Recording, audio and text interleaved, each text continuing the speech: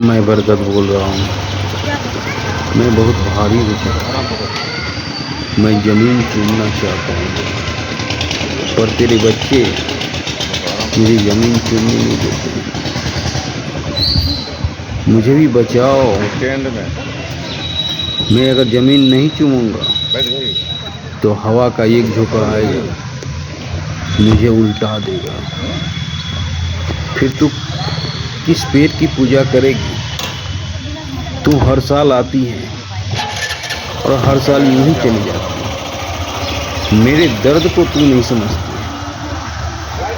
तू क्यों नहीं अपने बच्चे को समझाती है? क्यों नहीं हमारे बारे में बताती है कि हम पर्यावरण में 80% ऑक्सीजन देते हैं? तू हमारे बारे में क्यों नहीं बताती है कि हम पर्यावरण के लिए ज़रूरी हैं, इसीलिए हमें जीने दो।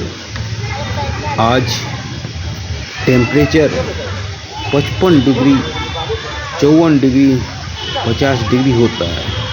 क्यों होता है आपको मालूम है? कभी हम संख्या ज़्यादा था तो टेम्परेचर का असर नहीं होता था। अब हमारी संख्या कम हो गई और तुम अपने बच्चों को नहीं बताती हो मेरा दर्द।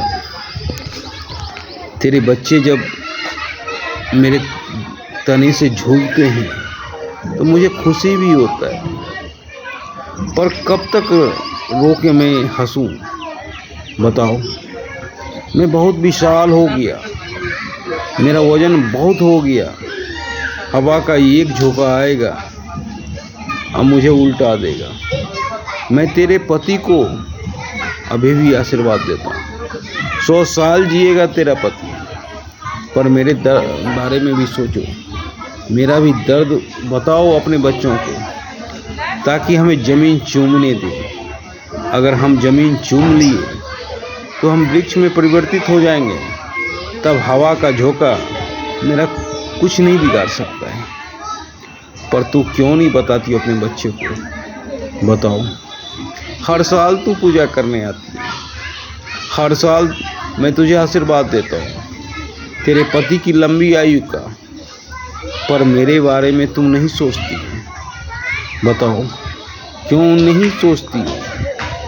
मैं ज़रूरी हूँ पर्यावरण के लिए, क्योंकि मैं 80% ऑक्सीजन देता हूँ, इसीलिए ज़रूरी है। पहले 54 डिग्री, 55 डिग्री टेम्परेचर नहीं होता था, क्योंकि मेरी संख्या ज़्यादा था। अब मेरी संख्या कम है, इसीलिए टेम्परेचर होता है। बताओ, इतना लाभकारी हूँ, फिर भी तू मेरे बारे में क्यों नहीं बताती हो अपने बच्चों को? हमसे क्यों नहीं जोड़ना चाहती हो अपने बच्चों को? बच्चों को बताओ कि हमें भी जीने दे, हमें भी ज़मीन चूमने दे, क्योंकि मैं बहुत भारी हो गया। हवा का एक झोंका आएगा और मुझे उल्टा के चला जाएगा। तुझे अच्छा लगेगा? फिर तुम किसका पूजा करने आएगी अगले साल? अगर मैं नहीं रहूँगा तो तू किसका पूजा करेगी? बताओ। क्यों नहीं बताती हो अपने बच्चे को? बताओ।